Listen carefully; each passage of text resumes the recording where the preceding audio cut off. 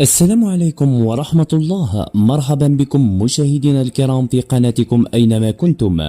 وفي هذا الفيديو سوف نعرض لكم 3 لاعبين جدد لتعزيز قوة المنتخب الوطني الجزائري.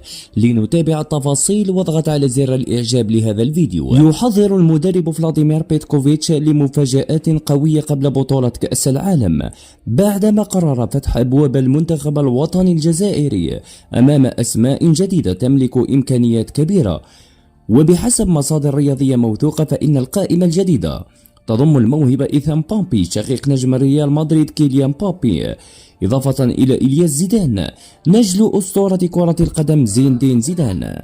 كما يتواجد اسم ماكسيم لوبيز ضمن الخيارات المطروحة لتعزيز وسط الميدان ومنح الخضر قوة إضافية في المنافسة القادمة، حيث أن بيتكوفيتش يريد بناء منتخب هجومي سريع وقادر على مقارعة أقوى المنتخبات العالمية.